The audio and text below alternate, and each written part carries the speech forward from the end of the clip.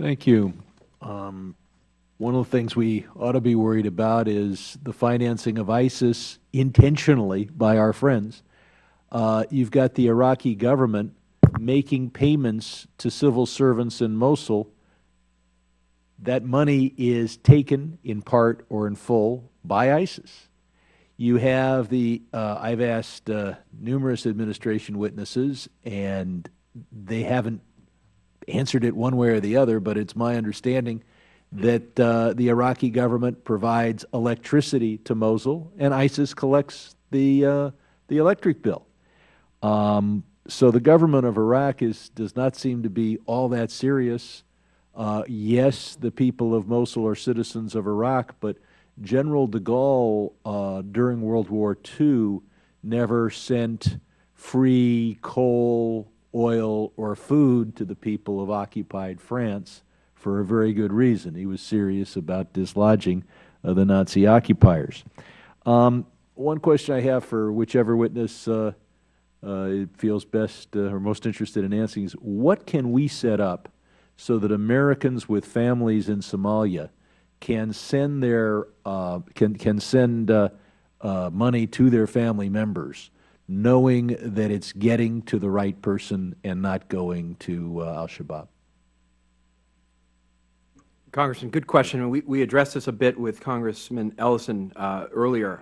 I think the challenge here is there's no easy solution, because the question, regardless of the mechanism, whether it's something from a U.S. government facility, a safe harbor through the private sector, some new central bank function in Somalia, all ideas have been out there.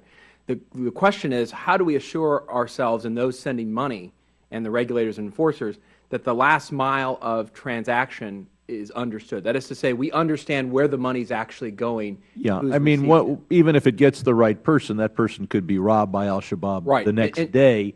But could we certify certain financial operators that this is a company that will get the money to your relative and is not associated with terrorists?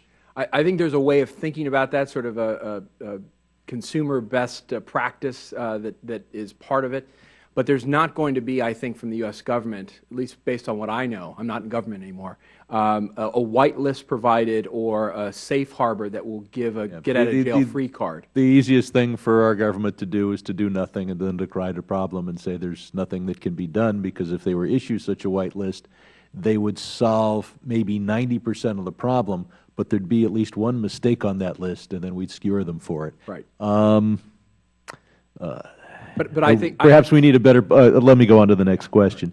Southeast Turkey has become jurisdiction for terrorist financing, weapon smuggling, illegal oil sales, flow of fighters into Syria. This, of course, serves Jabhat al-Nusra as well as the Islamic State. Have any of our witnesses seen evidence that Ankara is deliberately turning a blind eye to those using its territory to aid Jabhat al-Nusra or the Islamic State? Congressman Sherman, I recently wrote an article with a colleague of mine at FDD where we tried to address this problem. We've seen several indications, unfortunately. One indication was, in fact, a conversation that took place with a senior government official who confronted the Turks about this issue specifically and was told that this was something that the Turks needed to do for now in order to bring down the regime of Bashar al-Assad, and that after Assad falls, then they would be able to take care of the problem in a way that only the Turks knew how.